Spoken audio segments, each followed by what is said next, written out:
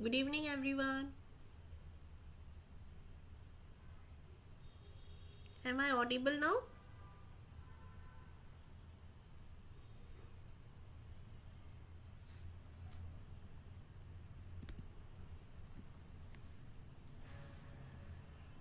Good evening.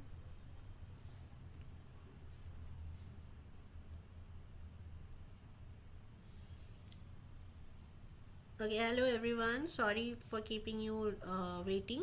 So there was a slight glitch in my laptop, so I was not able to log in. But hopefully I'm now I'm okay. Okay, so I hope everyone is good today. How's your preparation? Good evening. Good evening.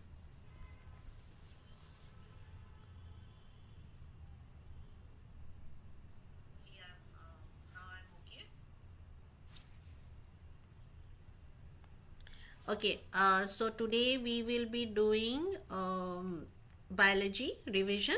Okay, so all the chapters will do short questions, including MCQs, assertion reasoning.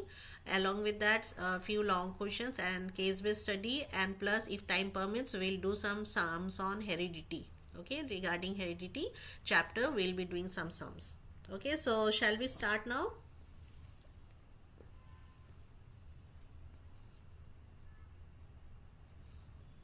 Okay, let's do it. So the first question is, which of the following is not an autotroph? Option A is algae, B is fungi, C is green plants, D is cyanobacteria. So just write down the option number.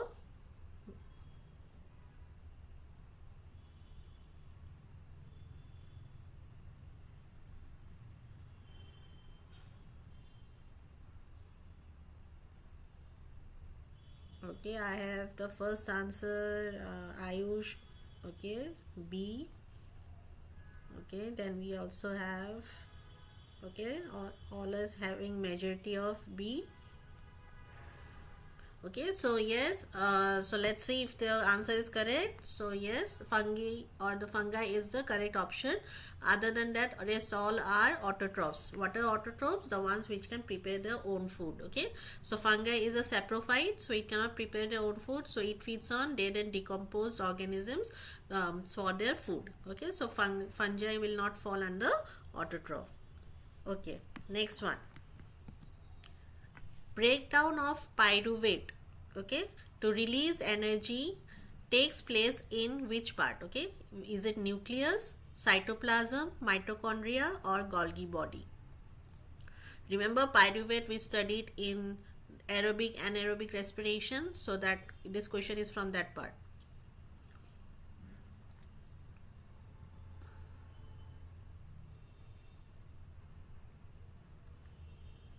Okay, one of you have asked, ma'am, algae also eats other food particles. No, algae is a photosynthetic organism, so it can prepare their own food. Okay, so they also have chlorophyll in them, so that is why they can prepare their own food. So they fall under autotrophs.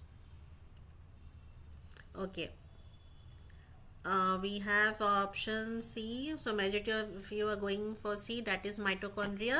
So let's see. Yes, very good. So C is the correct option, that is mitochondria.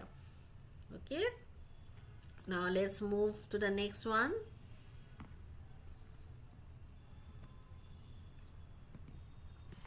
Nastic movements in plants occur due to option A growth, option B hormones, option C stimulus direction, option D independent of stimulus direction.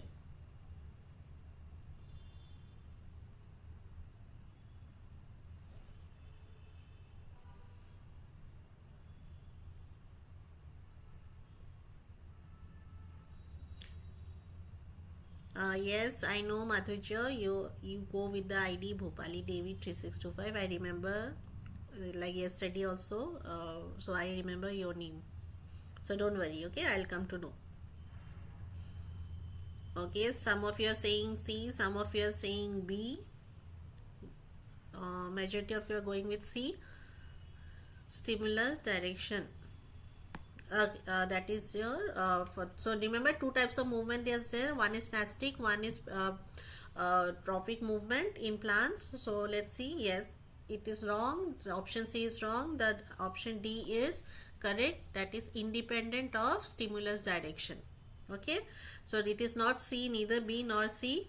So it will be your option D, that is independent of stimulus direction. Always remember there are two types of movement, tropic and nastic movements. Okay, so nastic movements is independent of the direction of stimulus. Okay, for example, you have heard of touch me not plant, right? So wherever you touch, so what happens in touch me not plant? So if you touch the leaf of the plant, so the leaves they close down, right? So that is called a so it depends wherever, no matter wherever you touch it, so it is independent of the stimulus. Okay, so wherever you're touching, no matter where you're touching it, the whole plant will close down or the leaves will close down.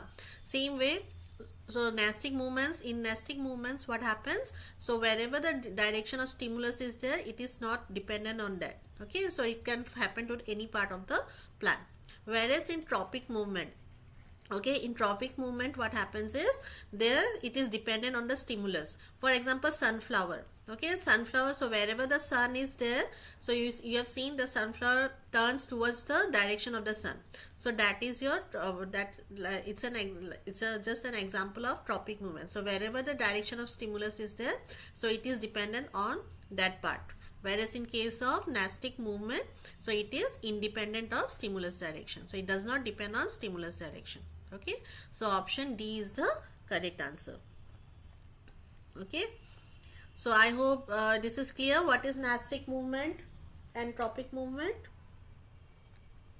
Even one more example I can give you, the Venus flytrap, which traps insect, so what happens when an insect falls on the Venus flytrap plant, so it closes, the flower closes, right? So that is an example of nastic movement. Okay, so I hope now I am clear. Yes, some flowers they show nastic movements, some flowers they show tropic movements. Okay, depends on what flower it is. Okay, so okay, touch me not plant. Can you tell me the scientific name of touch me not plant? I want to see who can answer me first. What is the scientific name of touch me not plant?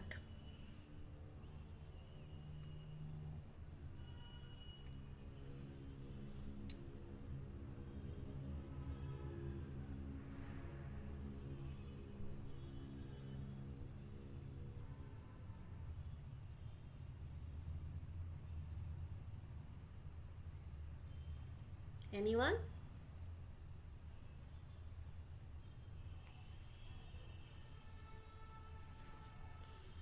It starts with M. So I've given you a hint. It starts with M. Yes, Ankit Saha. Yes, mimosa. What is the other part? So that's the first part, mimosa. What is the second part?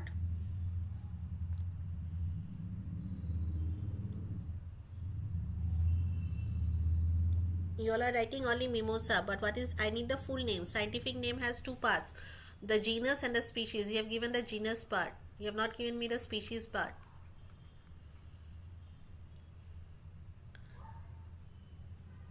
Yes, very good. It is pudica, mimosa pudica. Okay, remember this name. Touch me not plant, scientific name is mimosa pudica. So this is the genus, this is the species. So whenever you are writing a scientific name, do underline it. Okay, two separate words. First word, first letter will be capital, rest all will be in small and in cursive letter in italics. Okay, and you have to underline the scientific name, two words, so two underline you'll put it. That's how you write a scientific name. So you should also know this one. It belongs to the same chapter. Okay, okay, so let's move to the next one. Binary fission. Okay, now coming to asexual reproduction, occurs in amoeba, plasmodium, hydra, planaria.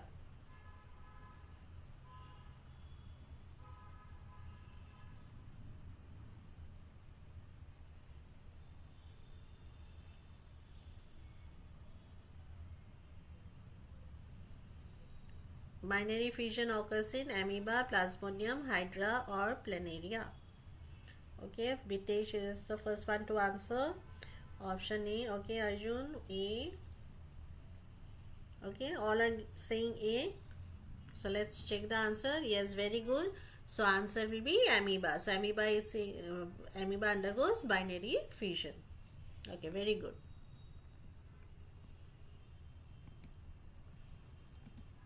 Okay, next one. Characters are transferred from parents to offspring by option A cytoplasm, option B chromosomes, option C ribosomes, option D mitochondria. So which is the correct option?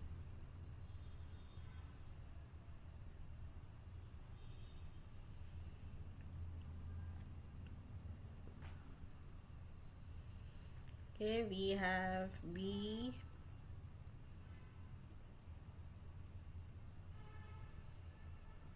Okay, majority of you are going with B. I can see, yes, B is the, like B, all are saying for B. So yes, chromosomes are the ones which are transferred from parents to offspring. Okay, not cytoplasm, not ribosomes, not mitochondria. So only the chromosomes, because the chromosomes contains the heredity material, that is the genes. So your characters are being transferred from the parents to offspring through the chromosomes. Okay, good. Okay, next one. Ozone depletion. Now this is from the chapter Our Environment. Okay, ozone depletion is mainly caused by dash. Is it carbon dioxide? Is it methane? Is it CFCs or is it SO2?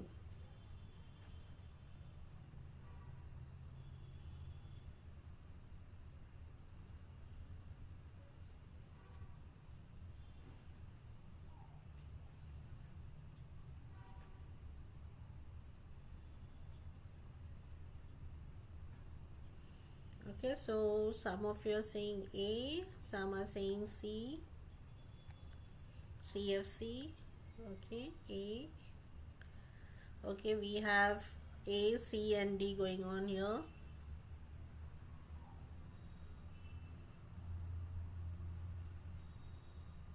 Okay, so yes, C is the correct option, CFC.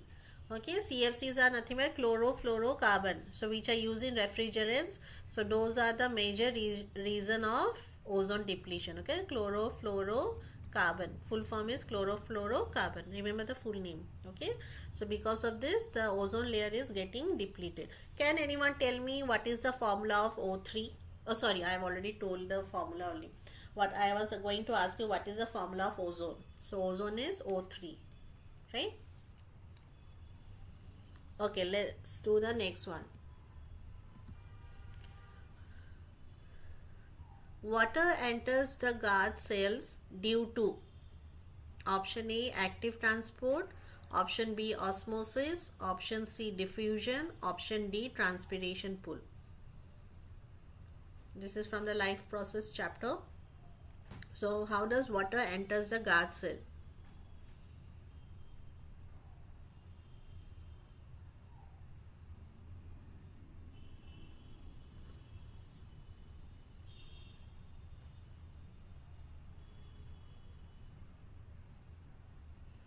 Okay, we have B, we have C,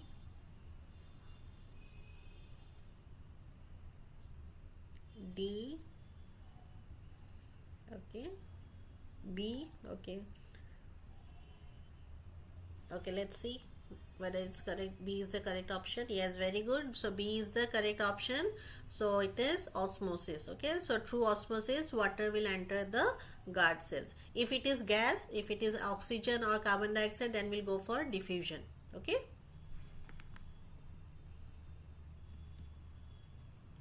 Okay, next one.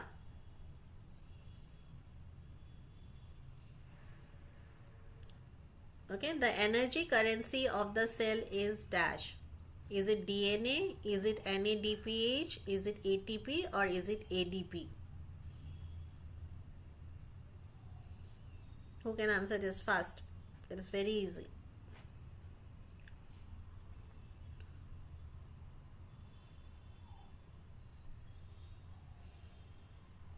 Okay, Bitesh, you are again first. Okay, all are going for C. Okay, let's see. Yes, it is ATP, adenosine triphosphate. So energy currency of the cell is ATP. Next one, which of the following does not occur in the small intestine? Is it option A, digestion, option B, absorption, option C, peristalsis, option D, filtration? Remember peristalsis, that is peristaltic movement. Okay, the rhythmic movement, how the food enters the food pipe and it goes down the stomach. So that is your peristaltic movement. Okay, that is called peristalsis. So which one will be the option? Okay, we have digestion, we have C, option C. Okay, we have D also, A also. Okay, it's a mixture. So you have to say which one does not occur in the small intestine. Okay, let's see. So that is filtration. Okay, rest all will be there happening. So the intestine, so digestion, yes, absorption also, even peristalsis also is there. So but filtration does not occur. Filtration occurs only in the nephrons of the kidney, right? So that is why filtration, out of these four, filtration will not take part in, will not occur in small intestine. Yes, it's filtration.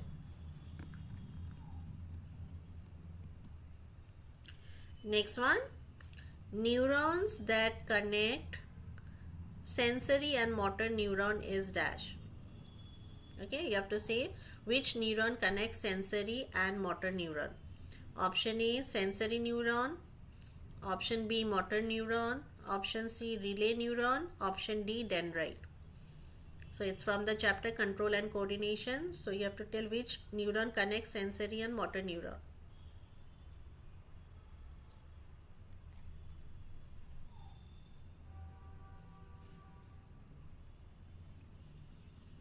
Okay, all going for option C.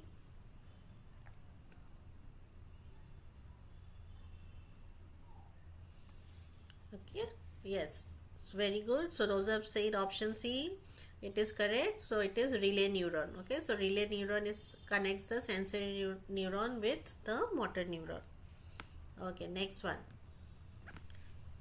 plant hormone responsible for cell elongation is dash. Okay, so which plant hormone is responsible for cell elongation? Is it option A, gibberellin? Is it B, auxin? If it is C, then it is cytokinin, and if it is D, it is ABA. ABA stands for abscisic acid.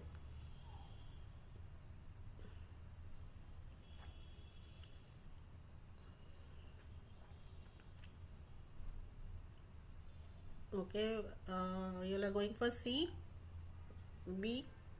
Okay, B.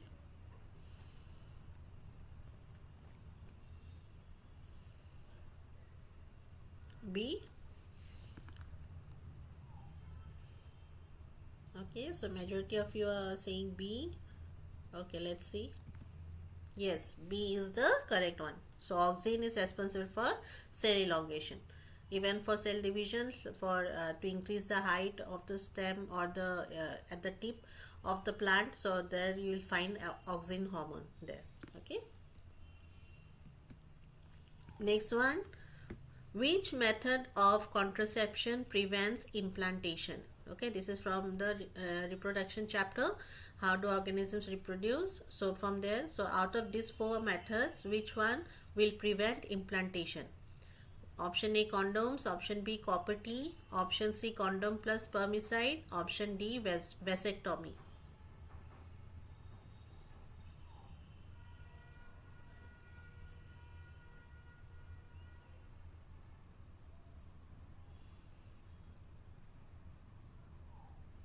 Okay, we have A, we have C, B also it's there. Okay, so it's a mixture of A, mostly A and B. Okay, let's see. So B is the correct option. Okay, those who have answered B, so very good. It is copper T. Okay, so implantation, so that is for the female part, so you will have copper T. Okay, to prevent pregnancy, so we use copper T. So we are asking for the one which is for implantation. Okay, so that's why we'll use copper T, that is it for female. Next one. Now this comes from heredity chapter. The phenotypic ratio of a monohybrid cross in F2 generation is dash.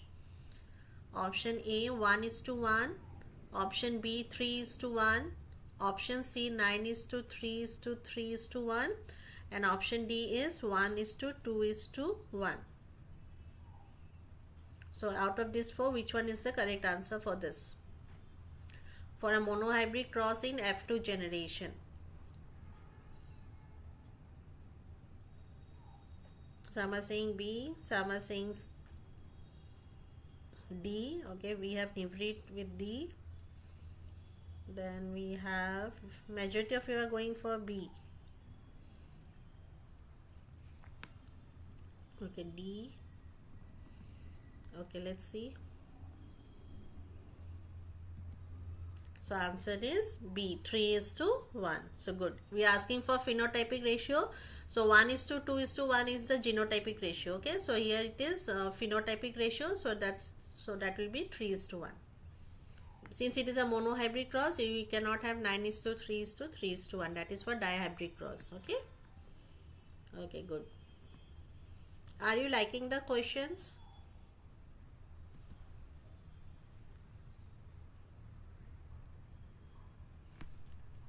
Pour some hearts if you like the questions.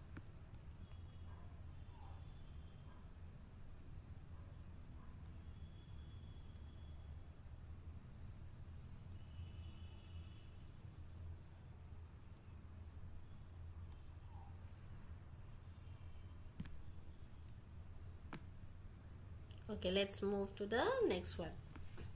Decomposer organisms are mainly option A bacteria and fungi, option B only fungi, option C only bacteria, option D insects. So out of these four options, which are the decomposers?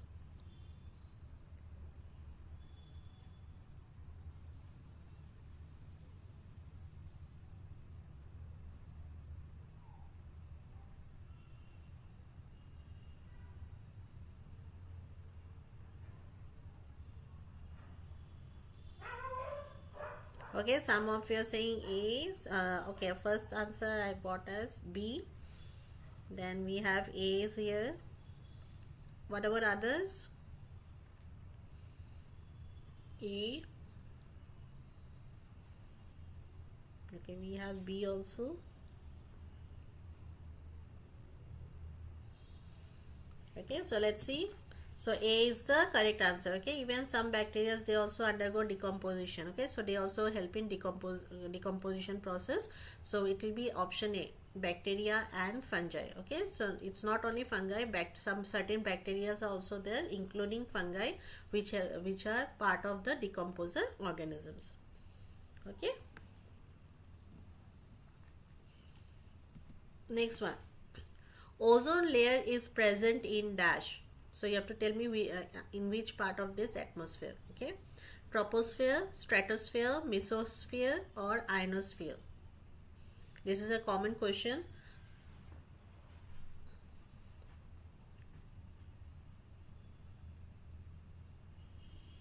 So which layer will it be?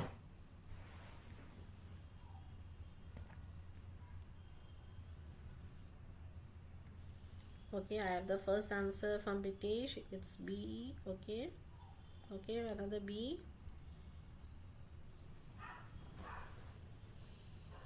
All are going for B.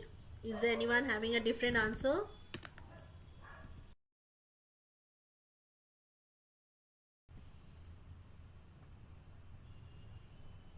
Okay, let's see.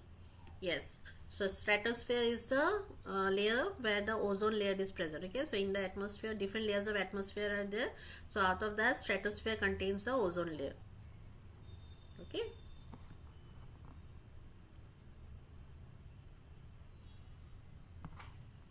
Okay, next one. A pollutant that causes biomagnification is dash. Okay, so if you know biomagnification, what is biomagnification, then it is easy to answer this one. Option A, carbon dioxide. Option B, O3, that is ozone. Option C, DDT. Option D, H2O.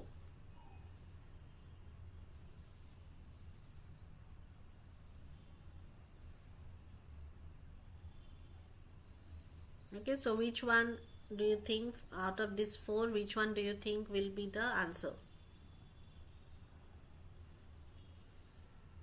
Okay, Madhurya, you're going for C. Ayush, you're going for B. C, okay. B, C. Okay, we have between B and C. So those who are saying C, it is the correct option. Okay, so very good. So DDT, the major pollutant is DDT. Okay, DDT is a pesticide that causes biomagnification. So I hope you all know what is biomagnification. That question is also important. Okay, so biomagnification is when when you consume or when the pollutants or like DDT or pesticides is consumed from one energy level to the other energy level, so that and the concentration of those pollutants increases from each trophic level, so that is called as biomagnification. Magnification means to magnify in large amount, right? So if suppose that a polluted, suppose of DDT is sprayed in the field, crop field, okay, so that water, suppose there was rain and that water got mixed up and with the along with the other sources of water, so what will happen, suppose the plants they are also consuming the water that is contaminated with DDT, and then after that what will happen, the primary consumer, they will eat those plants, right? So again then the secondary consumer will eat the primary consumers. So what is happening, the DDT concentration is increasing from the plants, then to the primary consumer, and then to the secondary, and so on. Okay, so that's how what happens. So the concentration of DDT keeps on increasing from the crop, and then to the primary, and then to the secondary consumers. Same way, if it is ingested by tertiary, so the biomagnification of DDT will be more in case of the tertiary consumers. Okay, so that is called as biomagnification. I hope I'm clear.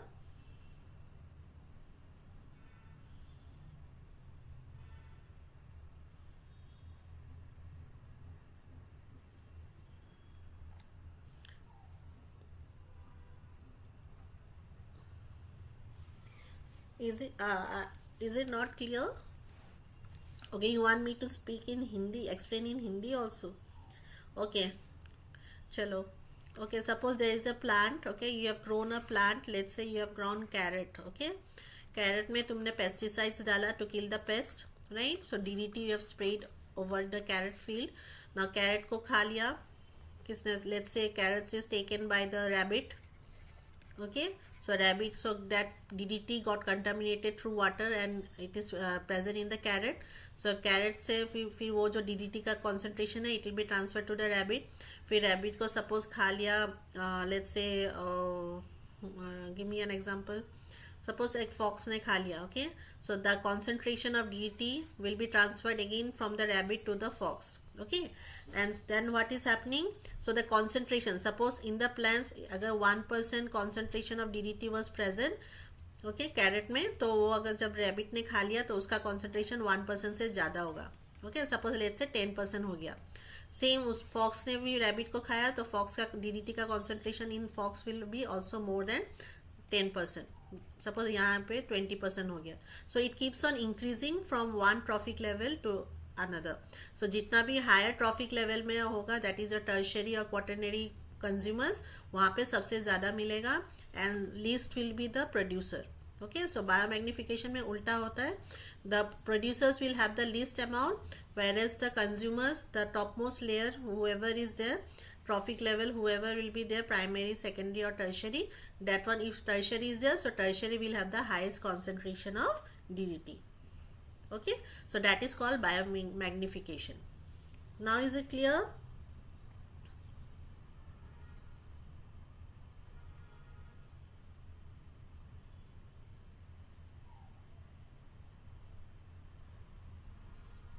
Okay students, let's come back to the studies.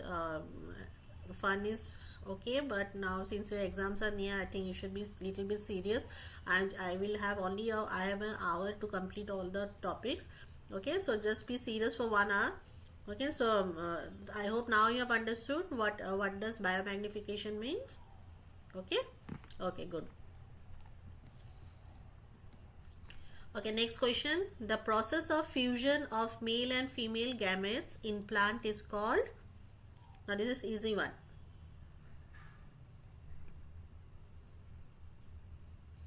Is it pollination, fertilization, germination, or double fertilization?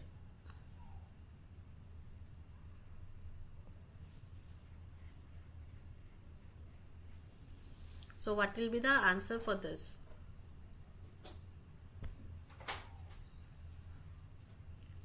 Okay, I have the first answer. Okay, B.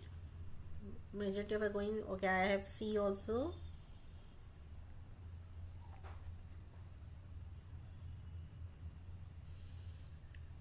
Okay, let's see.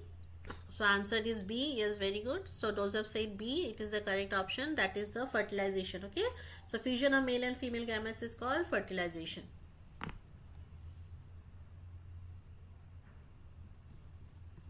Okay, then next comes the next question is, which organ removes nitrogenous waste in humans? Okay, which organ removes nitrogenous waste in human? So it comes from the excretion part of life process. So option A lungs, option B liver, option C kidney, option D skin.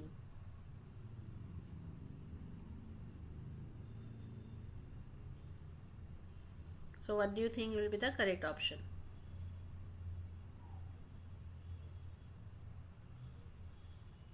Okay, majority of you are going C, that is kidney. Yes, very good. So C is the correct option, that is kidney. So kidney is responsible for removing your nitrogenous waste from our body. Okay. Okay. Now coming to now MCQs is over. Now let's move to assertion reasoning. Okay. So ready for assertion reasoning? Give some hearts if you are ready, or any other emojis if you want.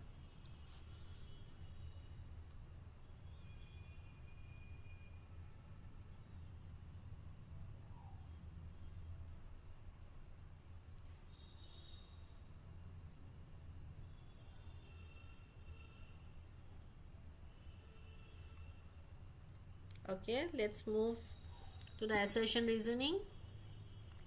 The first assertion, okay. Plants grow to assertion is the statement for assertion is plants grow towards light, that is phototropism, and the reason given is oxygen concentration increases on the shaded side.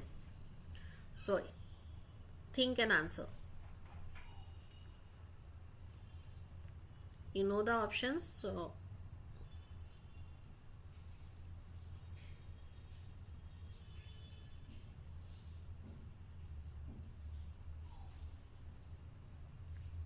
what do you think will be the correct option? Okay, Bitesh, you are going for C, option C. Okay, okay, we have C. Then Sumit, we have A there. What about the rest?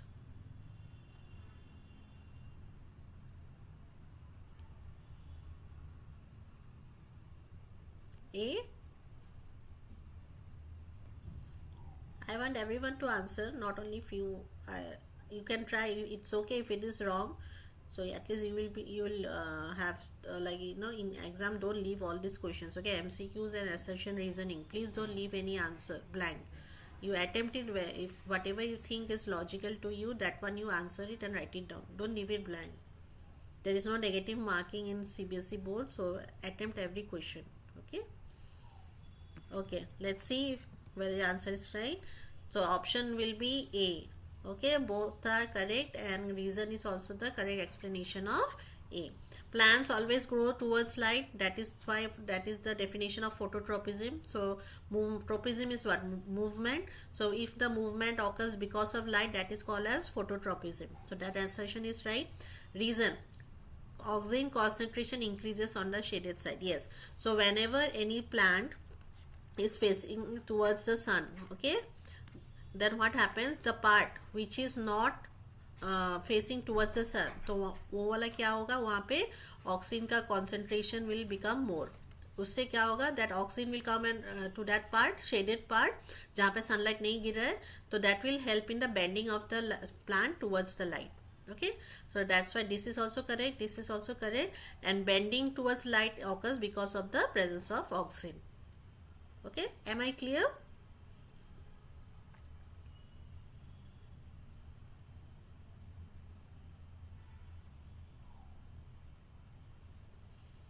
Did you understand why the plant grows towards the light? So a question might come in a other way also. So which hormone is responsible for bending of the plant during phototropism? So that also is same answer. It will be oxygen. Okay, so oxygen is always present on the shady part of the plant. Okay, where the sunlight does, or where the light is not falling, that part of the plant will have oxygen concentration.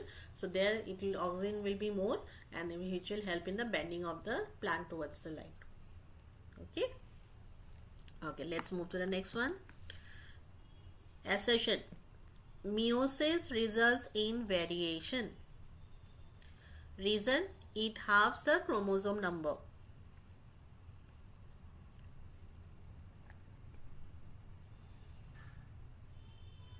Okay, so what do you think?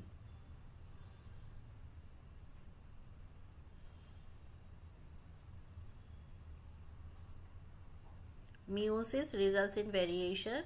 It halves the chromosome number.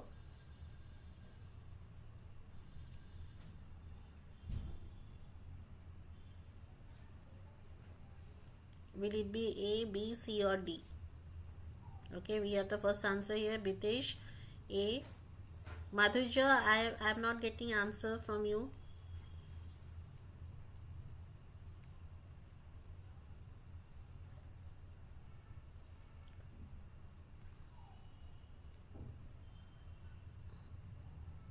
Arjun, what is your answer for this assertion reason?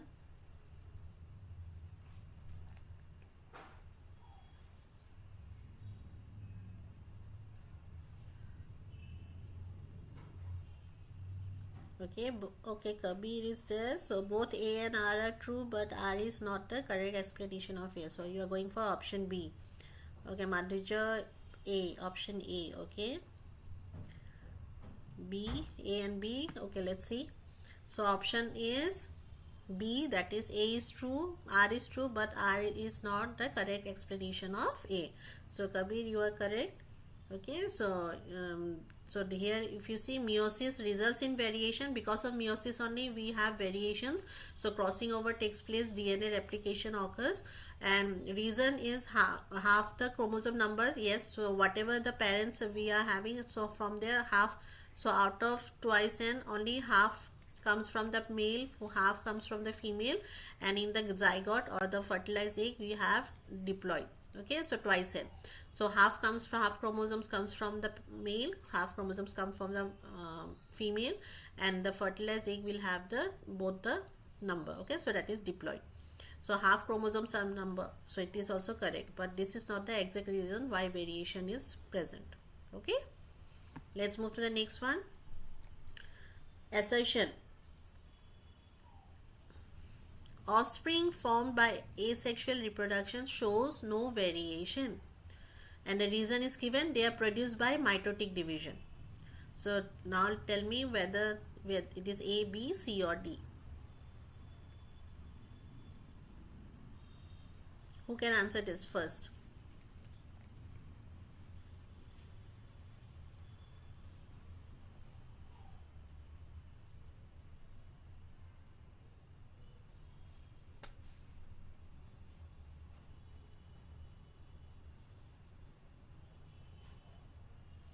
Okay, you all are going for A. So you think both, and R is the correct explanation. So yes, very good. So A and R both are true, and R is the correct explanation of assertion. So option A is the correct answer. Good. Okay, next one. Stomata helps in exchange of gases. So that is assertion. Reason is given as guard cells regulate the opening and closing of stomata. So assertion, reason, both are given. Now you have to tell me which option will be the correct one.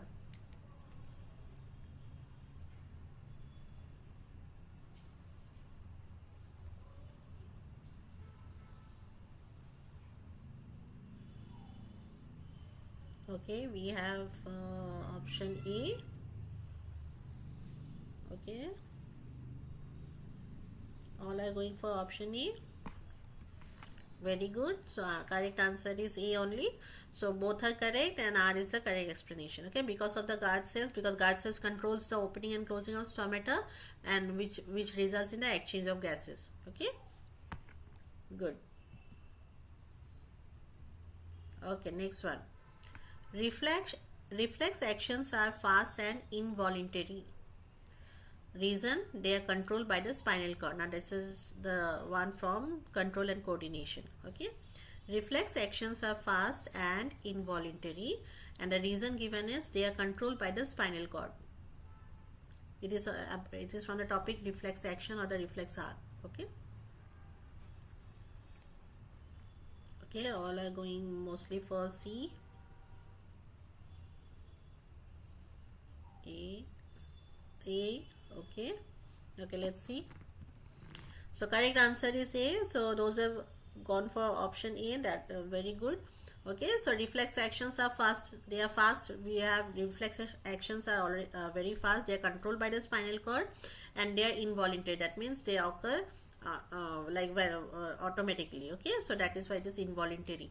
So and it is controlled by the spinal cord, not the brain. Reflex action is always controlled by the spinal cord. Remember this one. Okay, good. Next one. DNA acts as genetic material. That is the assertion. And the reason is DNA undergoes mutations which lead to variations.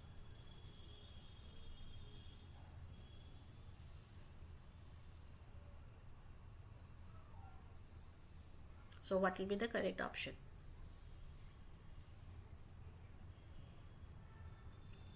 DNA acts as genetic material, and reason given is DNA undergoes mutation which leads to variation. Mutation means any change in the structure of the DNA, that is called as mutation. Okay. Okay, mostly A and B, where I'm getting A. Okay, B and C also it's there. Okay, so let's see. So answer is B. Okay, those have so I have B also. Those have answered B, so they are correct. Okay, so DNA acts as the genetic material. That is true. Even DNA undergoes mutation, because of which variations occur. Okay, so mutation is one of the factor which leads to variation in human beings or any any living organisms now who undergo sexual reproduction. Okay, now but reason is not the exact but the reason is not the exact thing for A, so it does not justify A. However, both the statements are correct.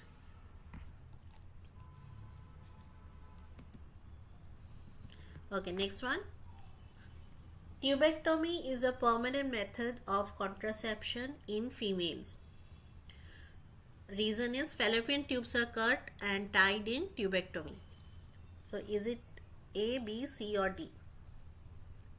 This is an easy one. So in contraception methods we have two main parts. One is tubectomy, one is vasectomy. Okay, two permanent solution. So now you tell me which option will it be.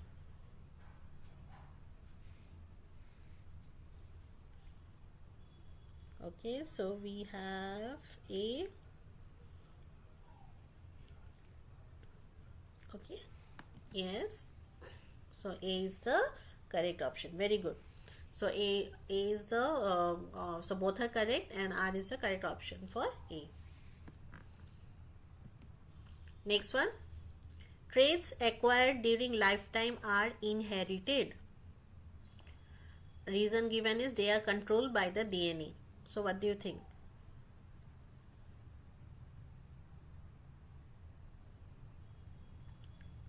Okay, tubectomy is the cutting of the fallopian tubes in females. Okay, so if you cut the so two sides of the fallopian tubes, if it is cut and then again it is stitched back, so that time what happens, a female cannot get pregnant. This is a permanent way of removing of getting sterile. Okay, in case of male it will be vasectomy, in case of female it is tubectomy. Okay, we are going for A, C. Okay, we have D also, C also. Okay, so traits acquired during lifetime are inherited. Reason given is they are controlled by the DNA. So those who are saying option C, they are correct. Okay, so C is the correct answer. A is true, R is false. So if you are acquiring it through during lifetime, then they are traits acquired during lifetime are inherited trait. Okay, and they are controlled. Sorry, they are controlled by the DNA. Okay, so one is true, one is false. So A is false, R is true. Okay, so this one is A is false, R is true. Traits, the ones which are acquired during lifetime, then those are called as acquired traits. Ones which are transferred from the parents, they are called as inherited trait. Okay, next one. Energy decreases at each trophic level of a food chain. That is the assertion, and reason is only 10% of energy is transferred to the next level. I think this is an easy one. 10% law in the chapter Our Environments. So what will be the option here?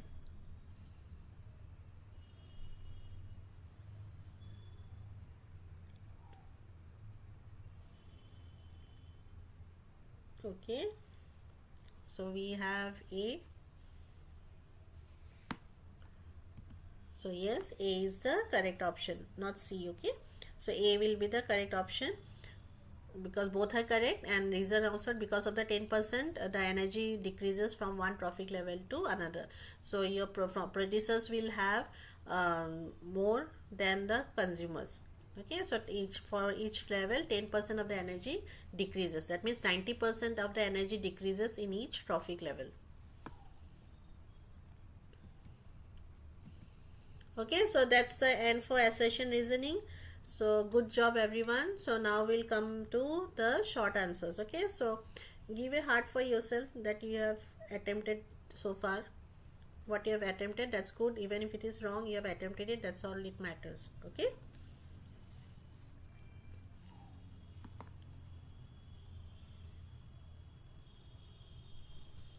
Okay. Explain the role of bile juice in digestion. So if it is a 3-mark question, you need to give 3 points. Okay, so you have to write 3 functions of bile juice. So can anyone tell me what is the role of bile juice in digestion?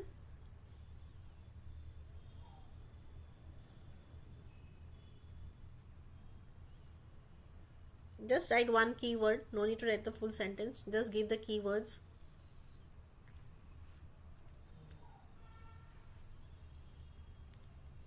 Bile juice. Okay, fat globules. Okay, what about others? Three points. Okay, so you have given one. Okay, fat globules, emulsification. Okay, what about the others?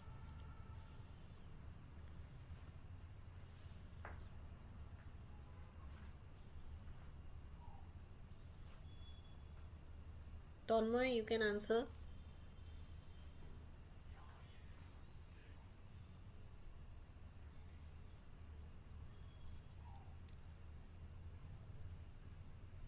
No, you, Bitesh, we are. The question is what is the role? That means you have to write the function, not what is, where is bile juice present. Okay, or what? You have to say the role. Role means what does it do? Okay, okay, nitrous acid helps fats digestion and absorption. Okay. So yes, even alkaline the food. Okay, that is also correct. So main thing is emulsification, as you have said. So bile helps in the emulsification of fats, that is breakdown of big fat globules into smaller fat globules, that is called emulsification. Second, it provides alkaline medium for the pancreatic enzymes, because pancreatic enzymes will work only when the medium is alkaline, not acidic. Okay, and also it also increases the efficiency of the enzyme lipase. Okay, so these three are the main functions of wild juice in digestion. Okay. Explain Mendel's law of dominance with a monohybrid example. So Mendel's all the laws, please, you need to study, be it law of dominance, law of codominance, or law of all the three laws you need to study. Okay, so here it law of dominance. So what is law of dominance? It is nothing but the dominant character will always be expressed in the offspring. Okay, so whatever dominant gene is there, that will be expressed and not the recessive one. Monohybrid, with a monohybrid, any example you can take. You can take a monohybrid cross between tall and dwarf. You can take color, you can take shape of the seed. Any one example you can take, and you can use it as an example in this question. Okay, so here it is cross of tall versus the dwarf, so you'll get all tall plants. So the dominant allele is what? T, capital T. So it will mask the recessive allele, that is small t. So always the dominant allele will be expressed in the first generation, or the F1 generation, or the next generation. Offspring will always have the dominant character or the dominant allele. Okay.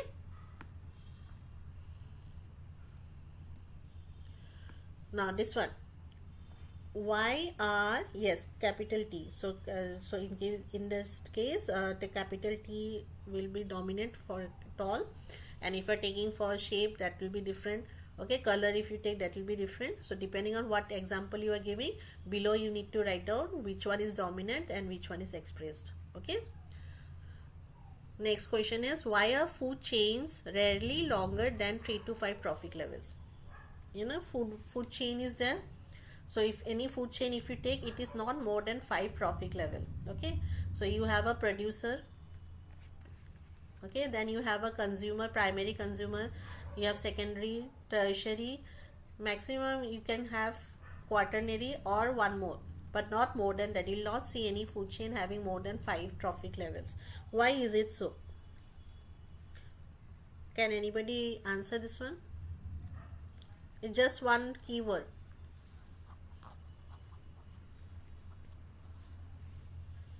Yes, very good. Energy loss will limit the number of trophic levels. So if you see from each, so as per 10% law, each energy at each trophic level, 90% of the energy is lost, right? So that way, if you see, so after 5 it will be too low. Okay, the energy level will be too low, or the energy to be transferred will be very low. So that is why we don't find more than 5 trophic so it cannot be longer than 3 to 5. Okay, so that's the answer. So energy decreases by 90% at each level. So insufficient energy remains for the higher levels, which results in instability of long food chain. So if energy is less, then there will be instability in the food chain. Okay.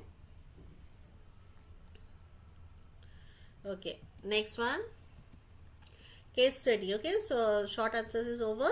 So case study. This is the one case. A student performed an experiment to understand phototropism. A potted plant was placed near a window so that light fell from one direction only. After 4 days, the plant bent towards the light source. Okay, so this is your case study. Now, first question is, why did the plant bend towards the light?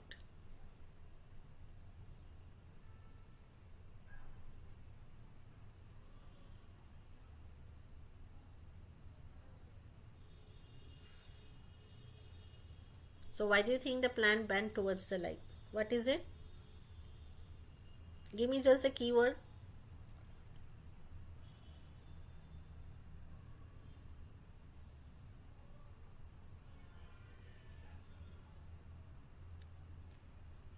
Anyone? Okay, you are saying, okay, Ayush, phototropism. Okay. So yes, because of phototropism, the movement of plant will occur towards the will bend towards the light, and also you have missed out the auxin part, which I have already said earlier.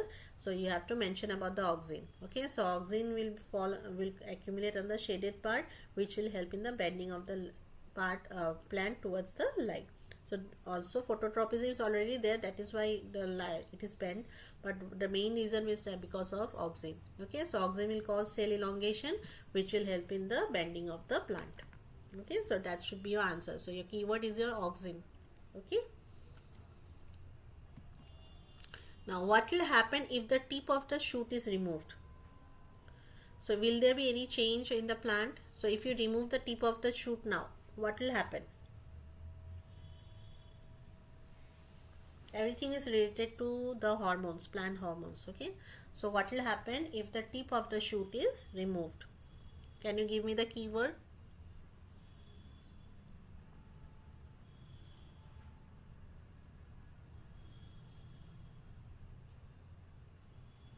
Try it out.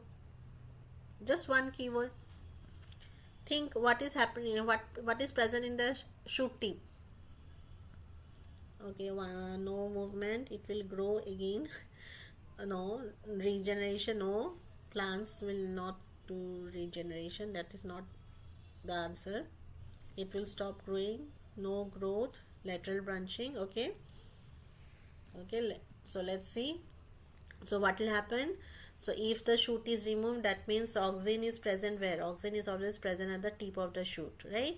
So if you cut the tip of the shoot, that means there will be no auxin production.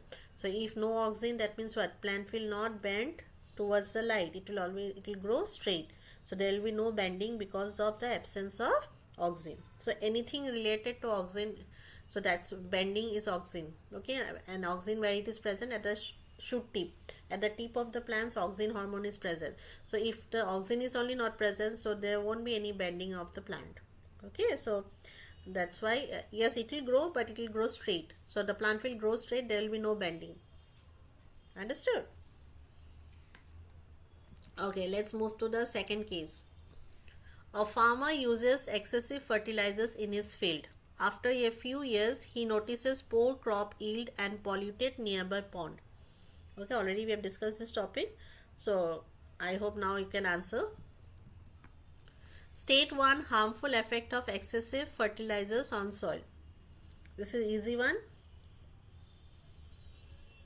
So you have to say one harmful effect of excessive fertilizers on soil.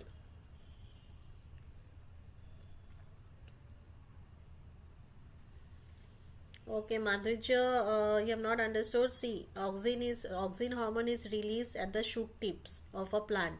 So if you cut the tip of the plant, that means there will be no auxin hormone present in the plants. So if the shoot tips are removed, you are also removing the auxin hormone. So there will be no production of auxin hormone because auxin hormone is is released only at the shoot tip. So if the shoot tip is cut, no auxin hormone, and if no auxin hormone, then there won't be any bending because in the shaded area there will be no auxin production, right? Accumulation. So that's why the bending will not occur. The plant will grow straight. Okay, so we have the answer: soil pollution, water pollution. Soil fertility decreases. It increases the pH of the soil. Pollute near liver. Okay, yes. Okay, so yes, you're almost correct. So it loses the soil, reduces soil fertility. Okay, so that's one, and also causes, and the quality of the soil also degrades. Okay, so that causes soil degradation. These are the two simple answers. Any one effect you can write. Okay, so it affects the soil fertility and also it degrades the soil quality. How does fertilizer runoff cause eutrophication? That's what I said. How does fertilizer runoff cause eutrophication? In the chapter Our Environment, one is biomagnification, another topic is eutrophication. Okay, so this is another one. So eutrophication is another term that you need to study in this chapter, important one. Okay, so how does fertilizer runoff causes eutrophication? So anyone having any idea? What is eutrophication? Yes, no? Okay, so this is your answer. So what is happening when the fertilizer will be supposed due to rain and all? So all the nutrients or the fertilizers that is present in the soil will be will get accumulated in the water. Okay, the runoff water that will be coming, the rainwater or whatever is water will be there. So it will collect all the nutrients from the soil.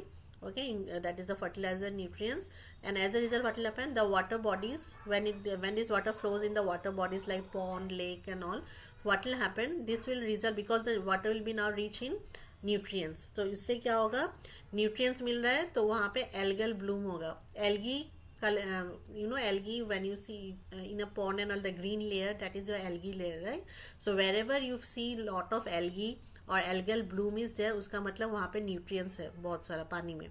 Okay, so whenever there is nutrients in the water bodies, तब वहाँ पे algal bloom होगा, और algal bloom होने से क्या होगा, there will be oxygen, the oxygen present in the water will be less. So there will be competition. Okay, why? Because there will be decrease in the concentration of oxygen. वहाँ पे oxygen level कम हो जाएगा क्योंकि algae सारा oxygen ले रहा है. Okay, so that is why oxygen depletion will be there, and as a result what will happen, the aquatic organisms जो भी है, fish सब मरने लग जाएगा. Okay, so it will die. So that is called, so that is why it is very eutrophication is nothing but this is what it means. Okay, so there the aquatic organisms will suffer because of the fertilizers runoff. The water will when it is contaminated with lot of fertilizers, so it will result in algal bloom, and once algal bloom starts, there will be depletion in oxygen, and as a result aquatic life will be affected. Okay,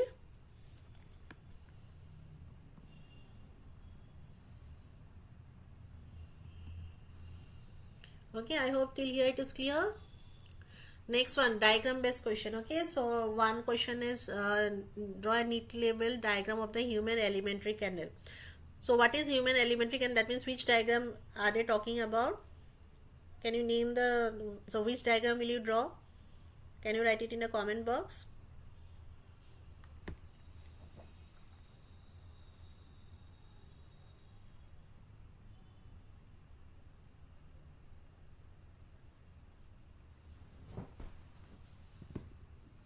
Anyone? So if this question comes, which diagram will you draw? I am not saying to draw the diagram, just tell me the keyword, which diagram will you draw?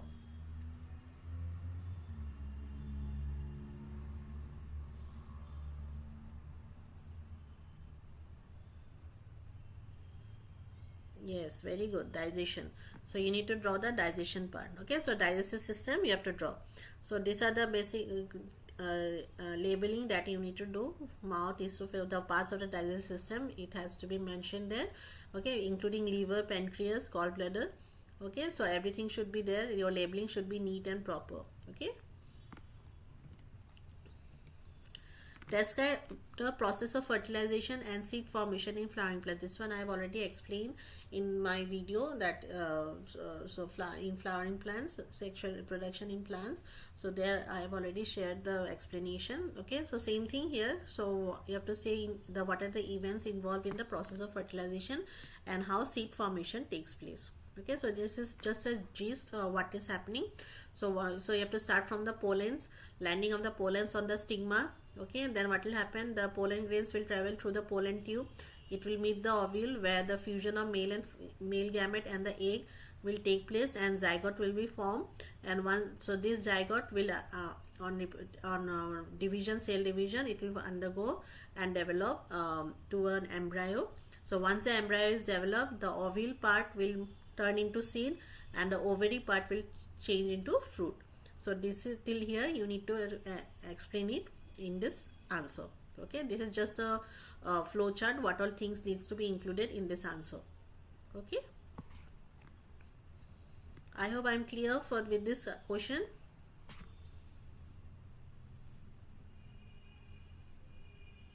Shall I move ahead?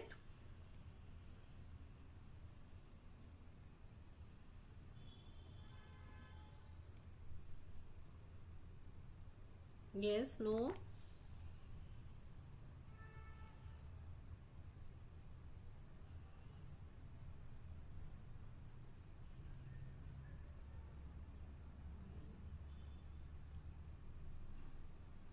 Okay, should I stop here or shall I go for the, okay, one more thing. Okay, this is another important question. Explain the structure and functioning of a nephron with a label diagram.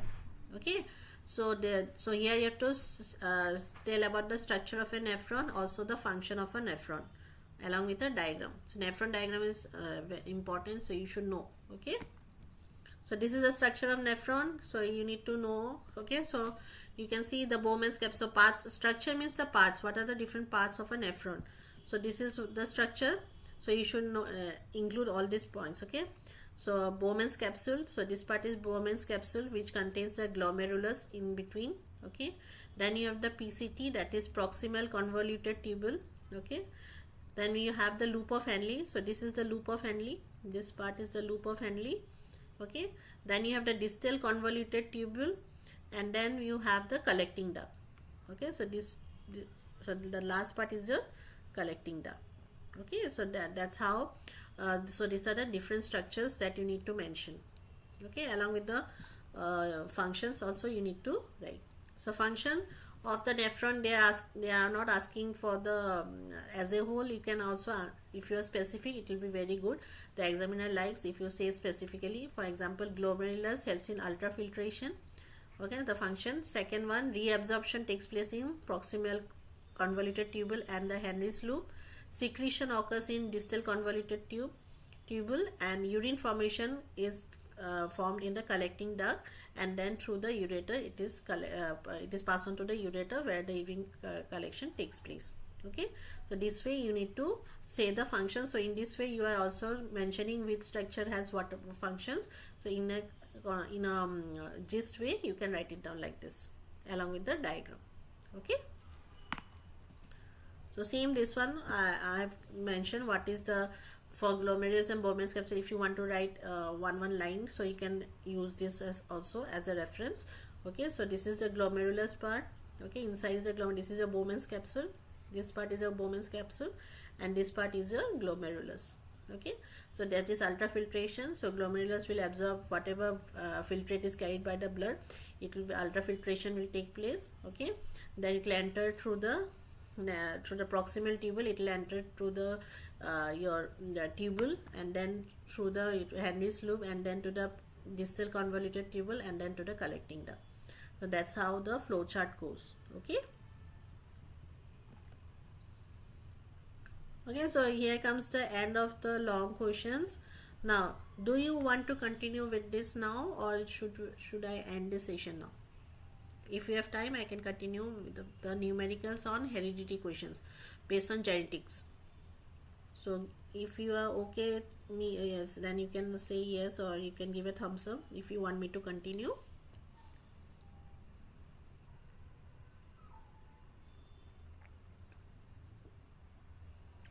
Okay, so this is the last part of this session. So if you okay, so you want me to, okay, some of you are interested, so let's do it. Okay, we'll finish it off first.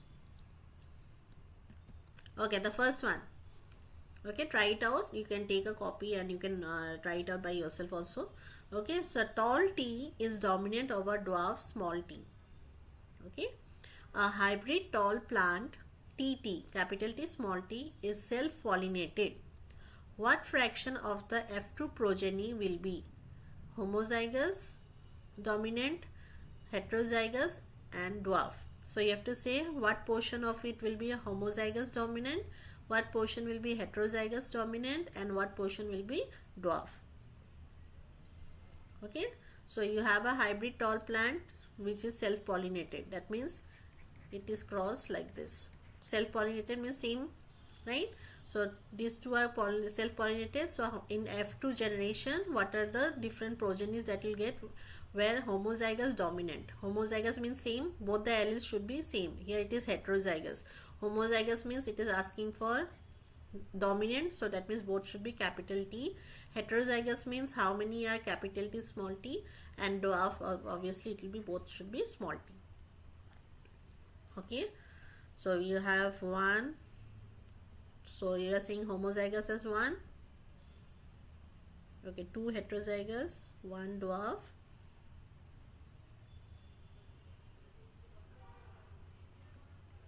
A1.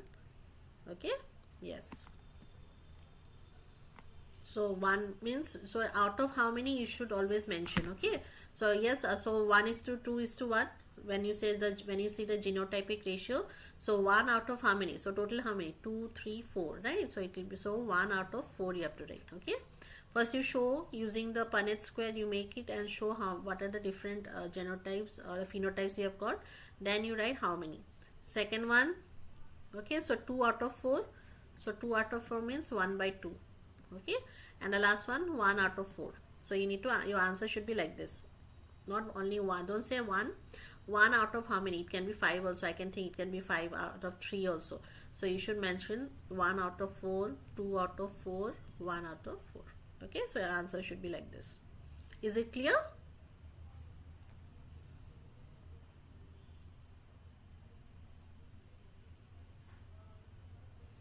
Okay, let's do the next one. Below you see one more question is there. What fraction shows the tall phenotype? So out of this, how many of them shows the tall phenotype? Who can answer this one? Let's see who answers first.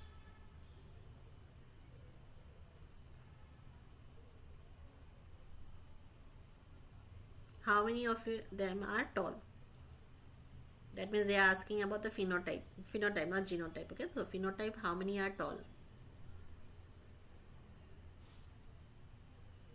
Okay, 3. Okay.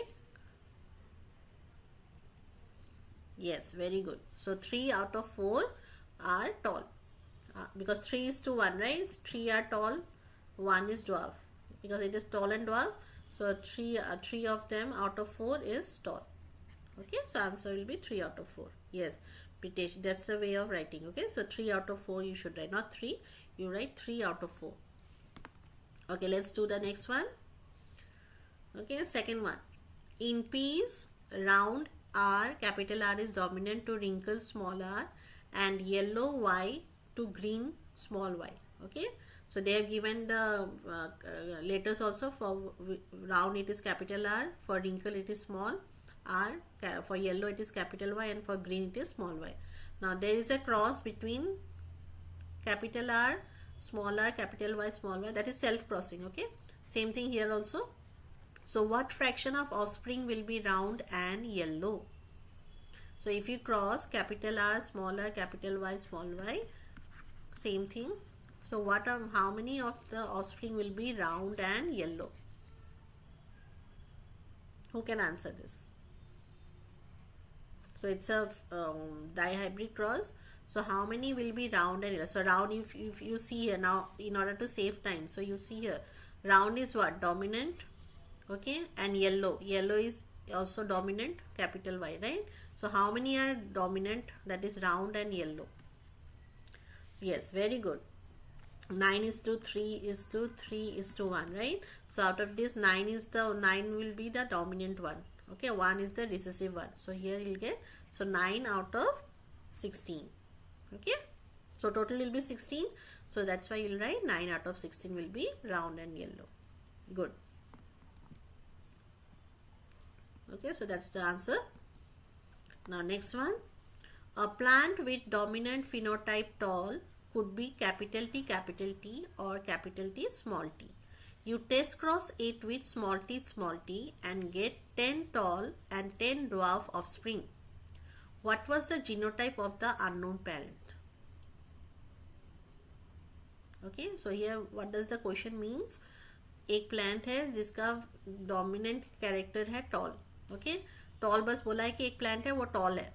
It can toll में capital T भी हो सकता है, capital T small T भी हो सकता है. ठीक है ना, उसने क्या क्या टेस्ट क्रॉस किया विथ स्मॉल टी. तो इन दोनों में से एक के साथ स्मॉल टी के साथ क्रॉस किया तो उसको क्या मिला? 10 टॉल मिला एंड 10 ड्वार्फ मिला, right?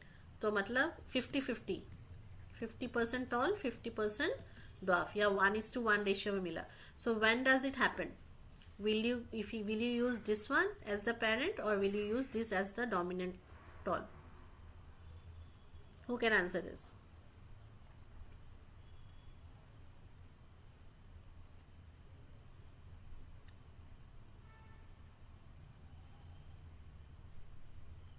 out of these two which one will be the parent. जिससे तुमको 50-50% और 1:1 रेशियो में टॉल और ड्वार्फ मिलेगा, equal amount of tall and dwarf plants मिलेगा.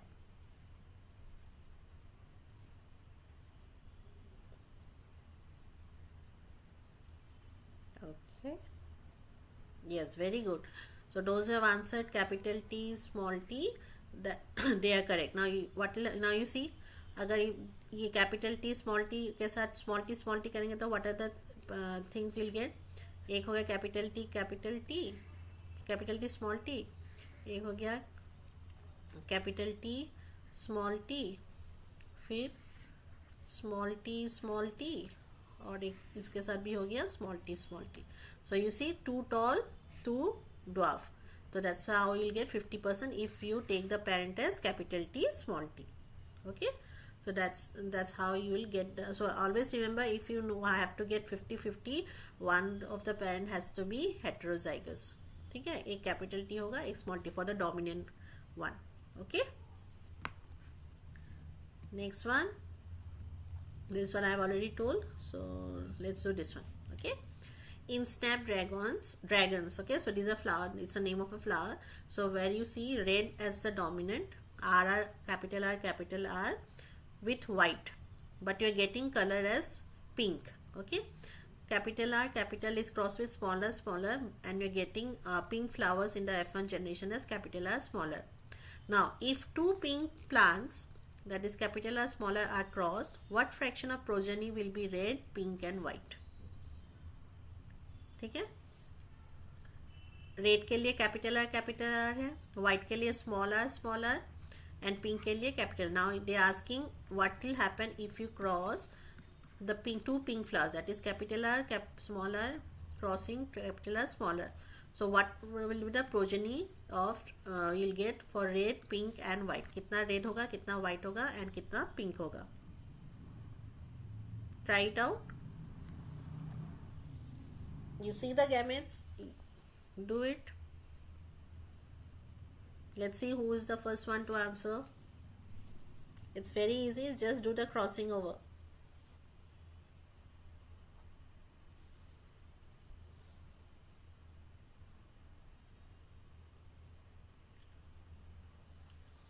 So 1:2:1, so that means what? 1 means are you saying red, 2 pink and 1 white? Okay, 1/4, 2/4, 1/4. Okay, so see here, so 1/4, 1/2, that is 2/4 means 1/2, and white will be 1/4. So 1:2:1, right? So whenever you are seeing this one, so obviously, so you'll have 1:2:1 ratio. So 1 is pure dominant, 2 is hybrid, that is pink, and 1 will be the recessive one, that is white color. Okay, so 1 out of 4 will be red, 2 out of 4, that is 1/2, will be pink, and 1/4 again will be for white. Okay, good. Okay, now this is regarding blood group. Okay, a mother with blood group A, genotype is AO. Okay, that means it can be written like this also, or you can say like this. It's the same thing. Okay, so it's having both the genotype A and O, mother. Okay, and father is having blood group B with genotype BO. Okay, so father is having the genotype as IBIO. Now what are the possible blood groups of their child and their probabilities? So what will be the child will have what type of blood group? Will it be A, will it be B, or will it be AB, will it be O? What will be the probable blood group of the child? Try this one.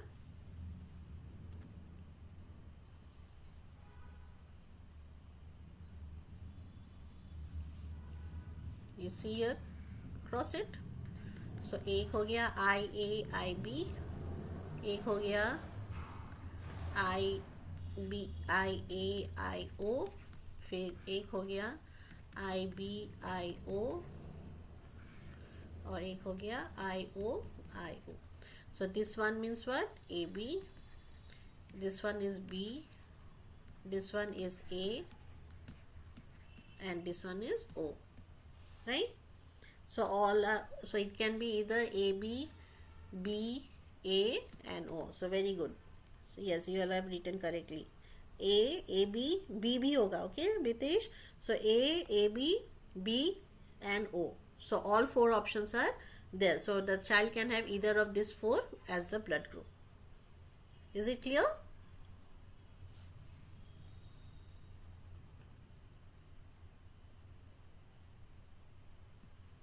Okay, not understood. See, the blood groups of mother is given as AO. Okay, although A blood group A is there, but they have already given the genotype. So that means IAIO, right? And father is with genotype BO. So IBIO. Now you separate the alleles and combine it. So IA will combine with IB. Okay, this one. Then IA again combines, or IA might combine with IO. Okay, then again IO might combine with IB. So this one again IO combines with IO. So this is O. Okay, so if A and B both are there, that means blood group will be AB. If IB is there, IO, that means obviously it will be blood group B. IAIO means it will be blood group A, and if both are O, then only it will be O, blood group O. So all four options are possible. I hope now I am clear. Okay, so four options are there. So it can be either blood group A, B, AB or O. So always remember, when both are there, A and B, then it is blood group AB. O होने के लिए both has to be OO, then only your blood group will be O. And for A, it can be either IA, IO or IA, both the alleles are A. Same for B, it can be IB, IO or IB, IB. Here it is already given as IAO and BO, that's why we have taken with O. Okay, otherwise if they are given only A, then it can be either IAIO or IAIA. Okay, so that's how you will answer. Okay, so that's the end of the session. Okay, so we have already, I think we have already covered all the chapters, including the numericals on heredity. Now I think it will be, I hope it was useful for you all. Okay, was it useful?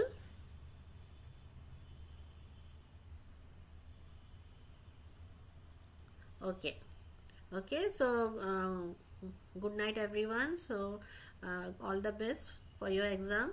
Okay, and keep studying. Bye bye.